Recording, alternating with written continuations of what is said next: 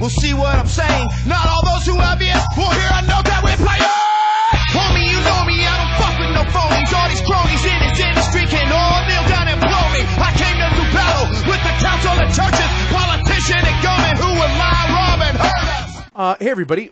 As I had stated probably about a week ago, that I was working on a video from a movie back from the 1980s. I think it was 1988, maybe 1992, somewhere around there. I can't remember the exact date.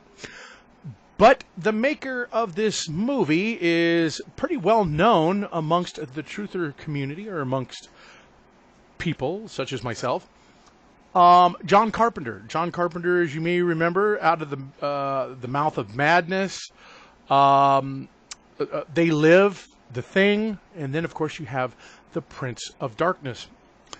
Why is it important that we take a look at this movie? Well, for one, John Carpenter has revealed a lot of clues to us in some of his movies, and They Live being the most infamous one that we've picked apart. But this one here also has some very, very interesting clues, especially when it comes to the Denver murals, the Denver International Airport murals. Also when it comes to, strange sightings in the sky. We're also going to be taking a look in this video, the mark of Cain, because yes, I do believe that the mark of Cain is going to be explained to us through this movie right here, and through me too, of course. We're also going to be taking a look at a little bit more of the Hoover Dam, 1984 Olympics, where there was a UFO visitation, but it wasn't so much real, but I do believe that there's a message there, and it may tie in with the Dark Knight satellite video infomercial by Pepsi that came out not too long ago. So we're going to analyze all of that and much more. Oh, don't forget, the Goddard Swiss tunnel ceremony. I am going to show you what some of the meaning that you saw in there is all about. So let's start off with here. Let's take a look. Or not.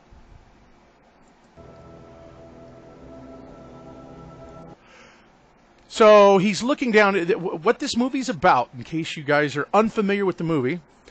This movie is about a sect of church, some church sect that has been controlling this this tank or whatever it is that's supposed to house Satan, and it is soon that at a certain point in time that all of a sudden the tank starts coming to life, or actually I should say the entity inside.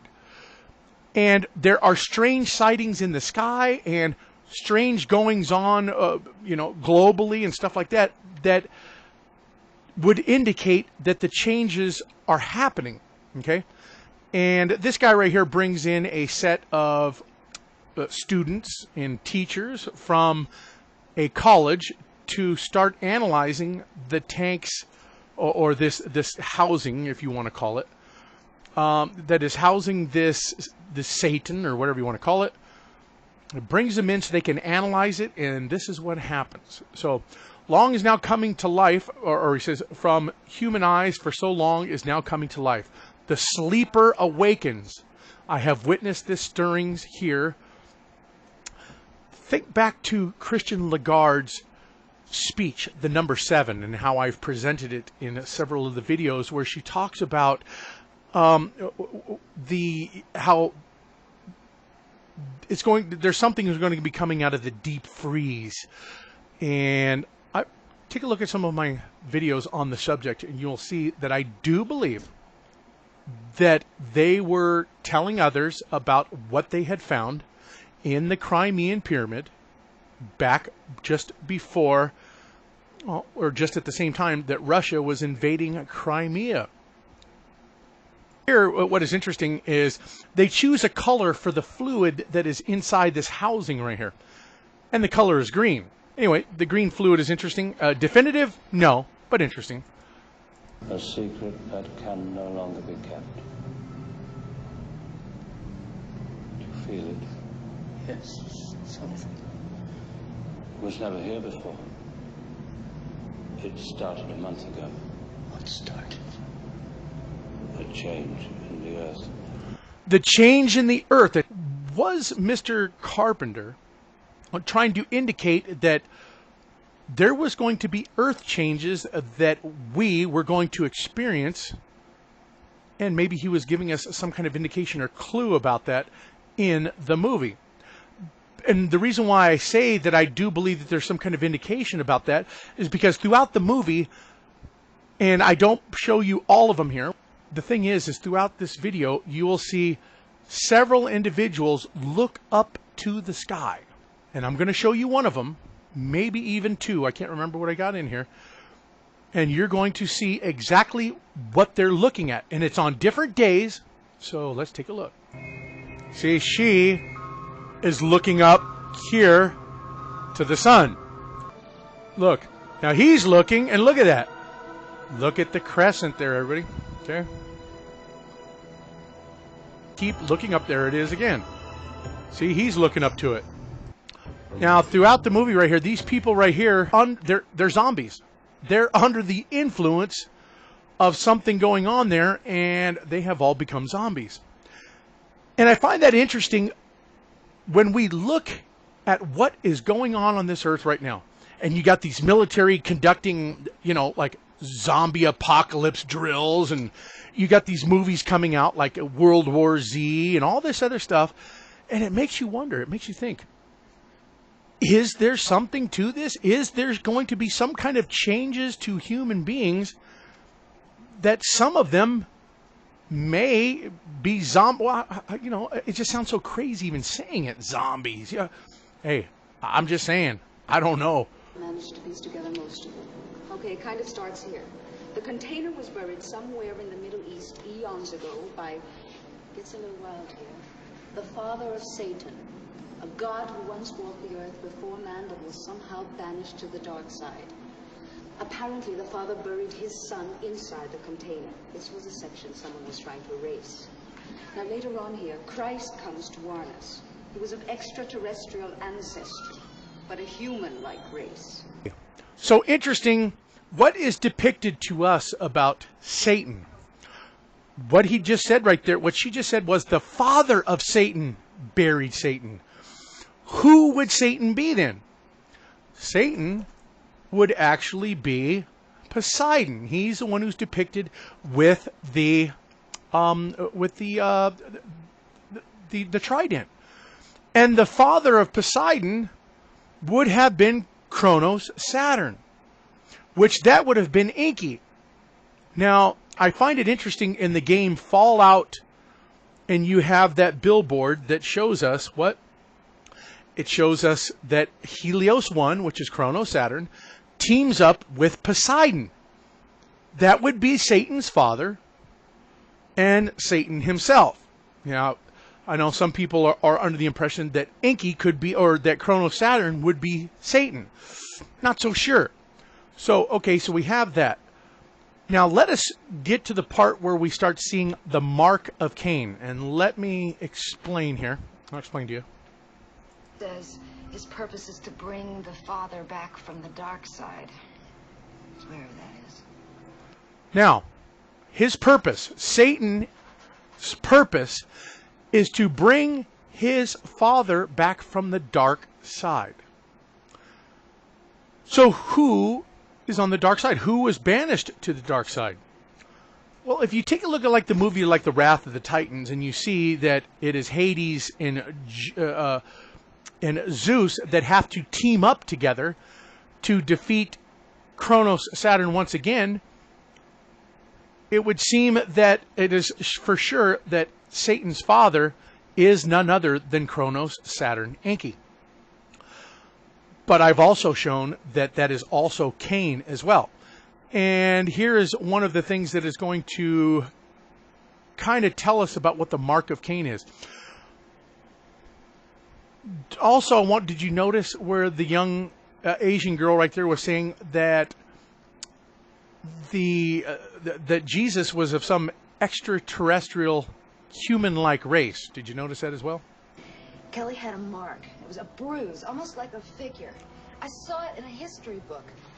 Okay, Oh, so it's just a bruise I got some. she said it's a mark. Now, if you look, this is a cross or an X. Okay, you see it? It is an X, but it also has this little hook right here, as almost like the from Osiris's little what. But if you look right here, it's in the form of an X. This will be important later, so I want you to pay attention to exactly what you're seeing. Finally. But she didn't say, what did she say that she saw on there? She said she saw a mark. Now, I want you to think of the mark of Cain. Think about just the word she uses, mark, and it'll all become clear here, I'm sure. Stopped hurting. I'm so sick of figures. No, I gotta close my eyes. Okay. I stopped it. The future conjured up by that vile serpent. And what happened now?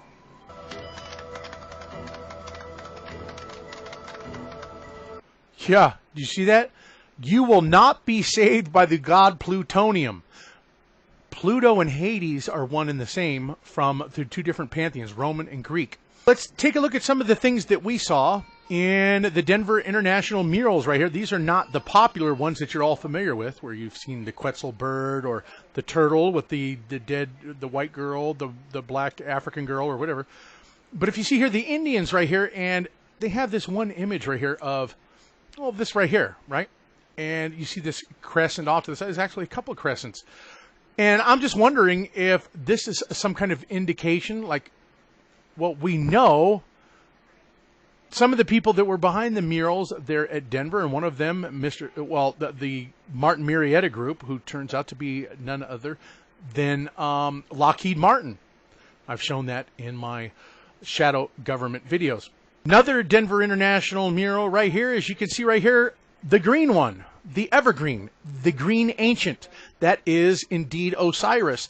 If you take a look at the fez of the Shriners, and you can see that the crescent is upside down with a 5-pointed star. That is to represent Osiris and Isis. Yes, it is this green one right here that is, if you'll notice, the large feet right here. And it's kind of representative of the NASA picture that we saw right here, where he's got the oversized hands with the blue and green DNA symbol right here.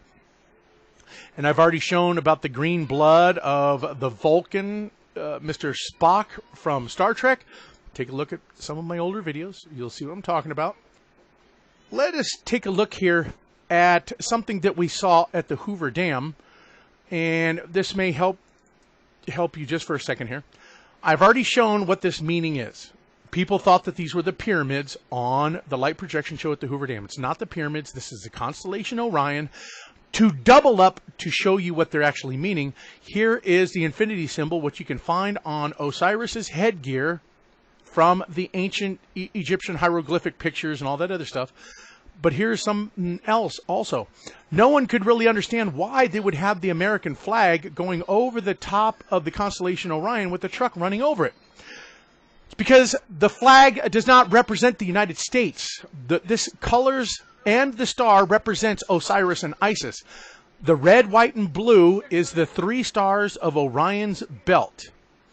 The white 5-pointed star is representative of Isis. Okay? And let me just show you some of the things that you start seeing here. Mr. Taguma, the mural painter right here for the Denver International Airport. Of course, he has the Quetzal bird here. It's important because the Quetzal bird, none other than the plumed serpent of Quetzalcoatl of the Aztecs, is indeed who? Abraxas Osiris. I do believe that's the case. Then you see this individual here wrapped in a flag, the red, white, and blue.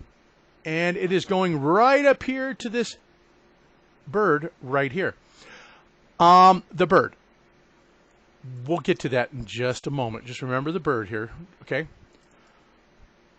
Abraxas, who is Osiris, one of the songs that has the words right here, and I've already proven they're from the line of Cain. You must destroy a world to be born, Alpha and Omega. Yes, remember what I told you, that the Chi-Rho of Abraxas predates Jesus Christ, and he was known as the Alpha and the Omega. United in the shape of Abraxas, darkness and the light, sermons ad mortis, empty fullness, Abraxas, your words is a riddle to be solved. You bear the mark of Cain, and you are fighting like a bird to free you from the egg. The egg is all the world. I Pet Goat 2 was full of the symbolism, okay? The egg. I've shown you Superman, Man of Steel. You saw the Genesis chamber with the egg with the serpent wrapped around it. So Abraxas bears the mark of Cain. What is the mark of Cain? What is it? Yeah. Okay. There is that infinity symbol running right here. As you can see it right there. See it? This is the statue, this little statuette of Osiris here. And you can also see that same thing right here in the Abraxas Chi-Rho. See it? There it is. Right there. Okay? With the serpent of Superman, just like you see right there. Now, I've stated that something is coming. We know that something's coming because they've been showing us in video, commercials, everything. From the giants of the Maserati commercial, from the giants that are mentioned in the Nissan Titan commercial, from the giants coming out of the ground of last year's rugby match right here, where they showed us the egg lands on the ground right here, and these giants come out of the ground and they start peeling away the egg. So they're showing you something. But there's been a few things that they've shown us that have kind of gone overlooked. We're going to take a look at the Black Knight satellite by Pepsi. We're going to take a look at the 1984 Olympics. And we're going to be taking a look at Childhood's End. But don't forget any of the other stuff that we were talking about. The red, white, and the blue. And the mark of Cain as well. Because, well, we're just going to have to wait on the mark of Cain just for a moment. Because I'm on a little roll right here and I don't want to lose my place. Okay, so let's take a look at the Olympics from 1984. So, can we see any kind of indication from Pepsi's Black Knight satellite info commercial to 1984 Olympics ceremony presentation? Well, let's take a look and listen to exactly what the announcers say. Spectators were given little flashlights when they come in tonight. They're glowing in the dark. In red, in white, in blue. So, first of all, you have Olympics that are taking place in Los Angeles. So obviously that's part of the United States for you people who are watching this. But remember what I told you about red, white, and blue and what it really is indicative of. Remember Osiris. So the thing is that there is going to be a UFO, or they make their little fakery here. It's for the ceremony anyway. It's just so the UFO shows up. But the announcer or the commentator says that I want everybody who was given a flashlight to get your flashlights out for the UFO, right? So what you have is you have people flashing their red, white, and blue lights for a UFO.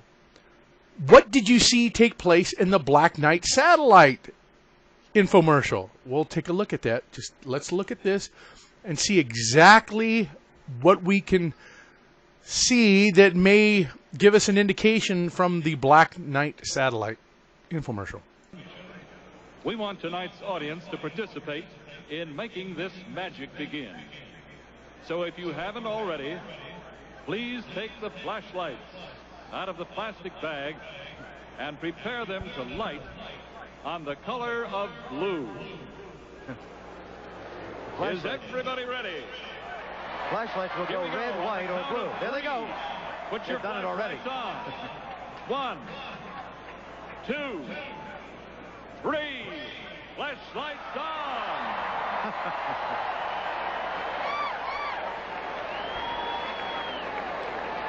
Reminiscent of the card trick, Peter, at the opening.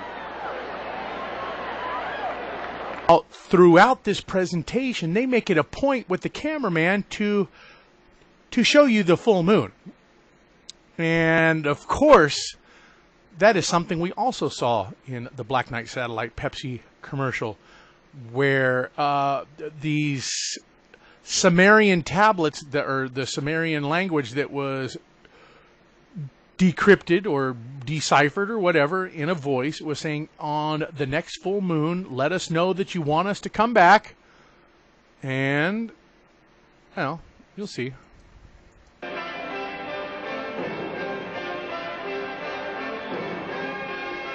Now, The red, the white, and the blue. The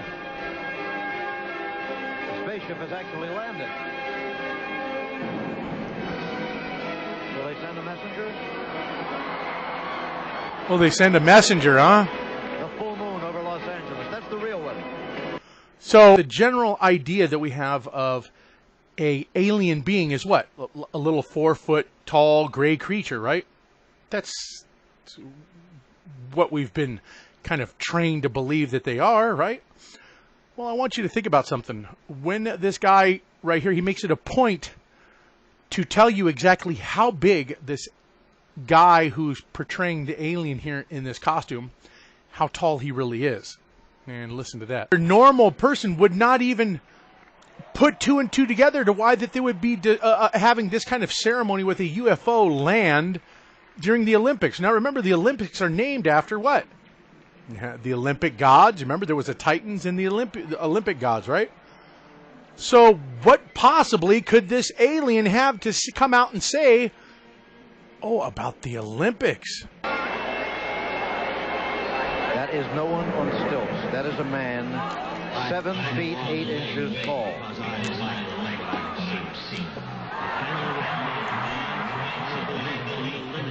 Possibilities of human achievement. For almost 100 years, you have celebrated the best that humanity has to offer. You call it the Olympic Games. And for that, and for the cities which have kept the Olympic ideal alive, I salute you. Okay, so understand this. He was talking about human achievement right here, which they do talk about in the Pepsi commercial. He also, we're talking about an alien right here coming and giving praise and saluting because humanity has kept the Olympic ideal alive. Are you picking up what I'm laying down right here? Do I need to spell it out any further that this fits right along with what I have been presenting in a lot of my videos about Osiris being one of the Olympic gods who defeated the Titan gods? Now, this gets interesting because we also have to go back and talk about the Titan gods and the Gothard tunnel ceremony that took place here not too long ago. Because as I told you, there are multiple factions on this planet that are trying to do different things. And, well, let's take a look here at the Pepsi commercial here real quick, just so you get an idea. Major contributions came from India, China, Russia, and Australia. Oh. It was encrypted using ancient Sumerian cuneiform. So once we decrypted the file, it barely took any time to translate the voice. Voice? I know. People everywhere have been waiting for this. Ready to change the world. We came to you many thousands of years ago, when your civilization was young. You have grown quickly and efficiently, but you still have so much to learn. If you want us to return, on the night of your next full moon, the people of Earth must show us they are ready. So how are the people supposed to alert them that they're ready? How are the people supposed to go about doing that? Well, according to this Pepsi commercial right here, they're going to show us. But now what we're talking about is one thing we saw in the Olympics, the full moon. They wanted to make sure that we saw that. 2, there were certain colored lights that were used to welcome the visitor to Earth. What you're going to see here is exactly the same. So let us...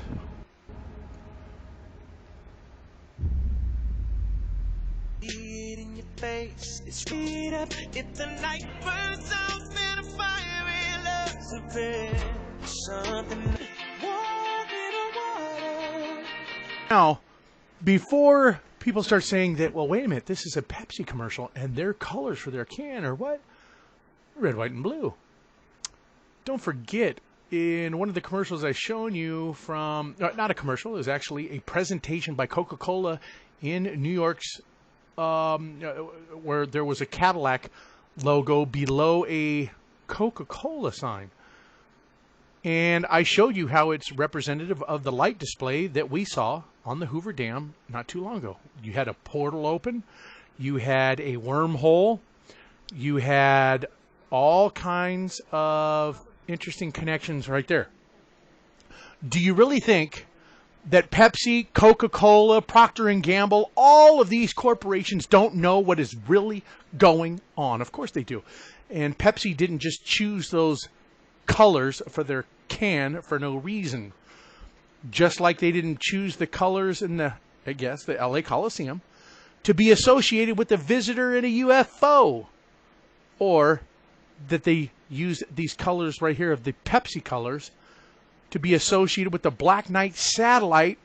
And see, the whole thing is it did not say that the Black Knight satellite was going to return. What it says is that we will be watching. Let us know that you want us to return. How are they going to return? That is the question. Now, so why did the 1984 Olympics depict their alien? And they made it absolutely a point to point out exactly how tall he was. 7'8" tall. In this mini-series called Childhood's End, you saw that they made it a point to show you that Corellan was a very tall alien being who, well, of course, he had been here on this earth before. So, taking a look here, the golden age of mankind. That's exactly what they were telling us in here. But I just want to show you a couple quick little pieces here. Well, don't knock it. It worked.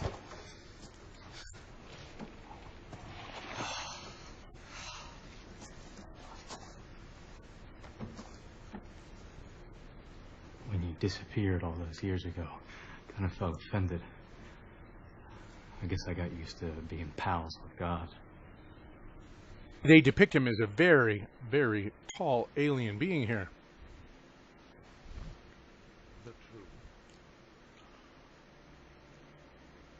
Yeah? Does he look pretty much taller than that guy over there? Sure he does. It's for a reason. All of this is for a reason. We're talking about giants. Talking about visitors. We're talking about all kinds of things. And we're also talking about the ancient gods. The Olympic gods, the Titan gods. So, is that alien being that you saw at the Olympics talking about praising everybody for them venerating the Olympics or keeping their ideals alive? Well, I wonder who it could be. Whoops. Let's take a look at some of the craziness at the Goddard Tunnel ceremony right here. And take a look at what they're doing here. They're throwing white dust. Okay?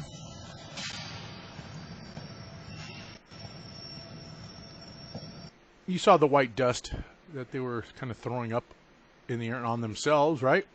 That's the only part I'm going to show you because you guys are already familiar with most of this whole ceremony that they had going on there. So first, let's get the Titan part out of the way with the gypsum or the chalk. Now, a mountain peak at Mount Olympus is called Titanus. This is where the Titans were supposed to have lived, and this is made up of white mineral called gypsum, which is interesting after the mineral gypsum is that it breaks down very easily and is a white mineral. Okay, the word gypsum is derived from the Greek word chalk or plaster. So what? Well, there is a story in Mayan mythology of the first beings made of gypsum. Stories change from tribe to tribe, but the story is predominantly the same. That there existed a group of beings made by the gods who were made of clay, sometimes gypsum, that they got washed away by a flood. Then the gods made another race of people, and they survived because of their superiority of the material. The gods made them out of wood, blah, blah, blah. Supposedly, or according to legend, is that Atlantis, the story that comes to us by way of Solon and Plato, where they claim to have got it from the Egyptians, is that Atlantis, or that ancient empire known as, was named after the Titan god Atlas. There was also an Atlas who ruled Atlantis as well, but it is uncertain whether or not they were the same. They most likely were. Okay, so we're talking about Atlantis here. We're talking about Titans. We're talking about gypsum, white powder. We're talking about all that good stuff, right? About the chalk. Just think about what you just saw right there, the ritual ceremony at the tunnel, right?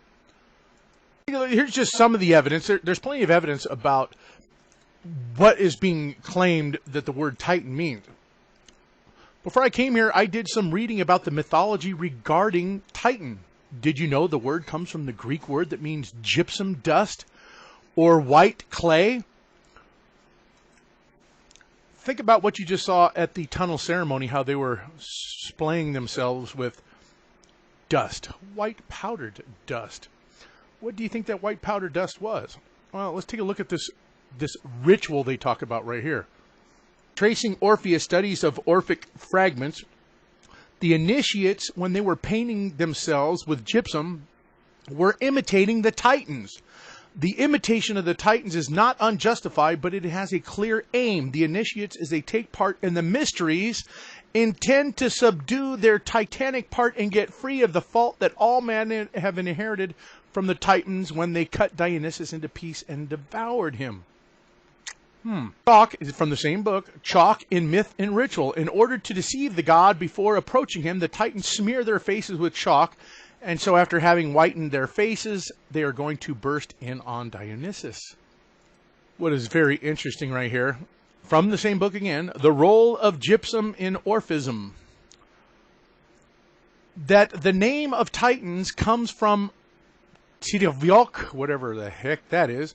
That is how it can be explained that the Titans are called sons of the earth, because they come from material so abundant in the earth as gypsum. Something interesting that he mentions right here. Détienne suggests, starting from this text of whatever you see the name, that the Titans are intermediate beings between gods and men. They are similar to gods because they preceded the human race, but they are also alike to men because the Titans come from gypsum, a material of the earth. This fact turns them into relatives of men, a race deep-rooted in the earth. So you all just saw in the Prince of Darkness, you saw the mark. That's what she called it, specific words, the mark that was on that female's arm. And it was in the form of this cross right here. And that's exactly what this letter, Hebrew letter, means. Tav means mark, sign, or cross, right here. Tav is a common Hebrew word that denotes a mark, a sign, or a cross, right here. That's the mark that she had on her arm. It is interesting that we see that the Jews not only worshipped Saturn, Kronos, Enki, but also that they believe that, well, that's the seal of God. And it's interesting here. Goes on to tell us that this mark, sign, or cross, in the ancient Hebrew script, it was written alternatively as an X or as in the form of the Christian cross, the latter being identical to the traditional form of the cross of Christ, as seen in the, well, whatever. You see that, right? Okay, so if we look at some of the things that they say about it, it's just like the mark, Tav, upon the foreheads of the men that sigh and that cry for all the abominations. The actual Hebrew word translated is mark, and the verse is Tav, the name of the 22nd letter. The ancient rabbinical traditions called Tav the seal of God, the seal of truth, and the seal of creation. Is that why we're seeing all of this satanic symbolism and attempts by the powers to get people to turn to Satanism or whatever the heck they're trying to do? Now, they seem to say that this mark, or Tav, is supposed to be like, supposed to be the main thing, supposed to be A-OK, right? Middle Hebrew, X. Early Hebrew, the cross. Tav, the ancient picture, is a type of mark, probably of two sticks crossed to mark a place similar to the Egyptian hieroglyphic of the cross. A picture of two cross sticks, the letter has the meaning of mark, sign, and signature. So, very interesting there. According to Shabbat.org, they say that Tav is the mark of perfection. Yes, the mark of perfection, huh? Okay. Well, anyway, there you have it. That's exactly what they're trying to say about what I say is the mark of Cain. We just saw it right there on that lady's arm. We see that there was a mark put upon Cain, who was none other than Saturn Kronos, and they are associating it with the god that they worshipped. You see that there is the black cube, or the Kaaba stone in Mecca, that is representative of Saturn Kronos. And, well, there you have it. I mean, I don't know how any else I can spell it out for you all, that what we're seeing going on today in the commercials, in the Illuminati pushing Satanism onto the people, do they believe that that is the sign of perfection? That the Titans will be returning soon? The ceremony that you saw with the Gothard Tunnel would indicate that, well, they were somehow revering the Titan gods with the throwing of the dust and some of the other things that they were displaying in that ceremony. I almost forgot. I didn't want to leave you without something that I have stated when it comes to the John Hopkins murals. What Mr. Hieronymus tells us in some of his drawings. What did he say? He said that he was depicting the Egyptian gods as if they were part Atlantean. It's interesting because we see that the Emerald Tablets of Thoth, he is called the Atlantean. In the Greek and the Roman pantheon, you see that Poseidon and Neptune, they are also referred to as Atlanteans. Now, is the Atlantean Empire about ready to be revived? I've stated that I think that that is the case. One song right here, I want you to just hear some of the words of what they say right here at the end. Maybe this may help to explain it a little better. Witness the rebirth of Atlantis! And we're all part of it! What a beautiful fucking time to be alive, huh?